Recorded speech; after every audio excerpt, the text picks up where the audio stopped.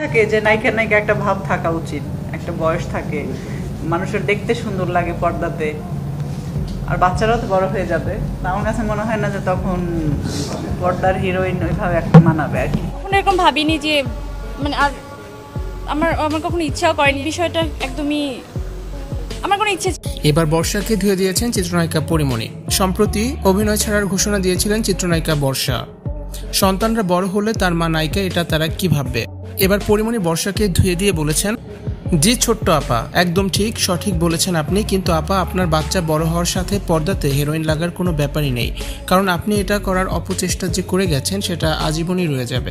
বর্ষা জানান তার হাতে থাকা 3টি সিনেমার কাজ শেষ করেই অভিনয়কে বিদায় জানাবেন তিনি। সেই প্রসঙ্গ টেনে পরিমণি বলেন, আপনি এতই বাস্তববাদী যে আপনার হাতে আটকানো সিনেমাগুলো শেষ হলেই ইন্ডাস্ট্রি ছাড়তে চাইছেন। যদি সত্যিই এমন সিদ্ধান্ত নিয়ে থাকেন তাহলে এখনই ছেড়ে দিন, নয়তো আজীবন বহন করবেন।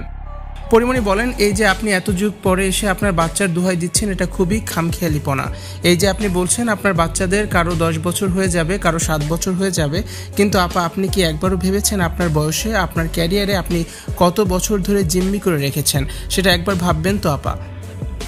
কত বছর ধরে ইন্ডাস্ট্রি ডুবাচ্ছেন সেটা একবার ভাবেন। আপনার বাচ্চাদের যদি আপনাকে দেখতে নাই ভালো লাগে যে মা নায়িকা হলে তারা তার মাকে গ্রহণ করতে পারবে না লজ্জায়, তাহলে অন্তত এইটুকু গ্যারান্টি দেন যে তারা ভুলতে পারবে।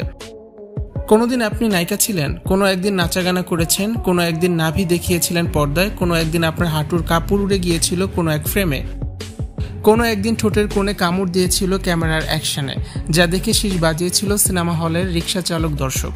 সেগুলো অন্তত ভুলিয়ে দিন আমাদেরকে, তারপর আপনার বাচ্চাদেরকে নিয়ে চিন্তা করেন।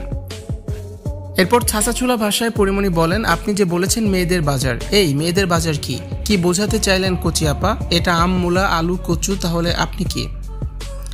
আর বাজার হলে কি সমস্যা যদি সেই বাজারের খরিদ্দার নাই বা ছিল কোনোদিন? তারা ছিল বলেই বাজার হয়েছে। মেয়েদেরকে বাজাইরা কে বা কারা বানিয়েছে আপনার জানতে মন চায় নাই কখনো কোনোদিন?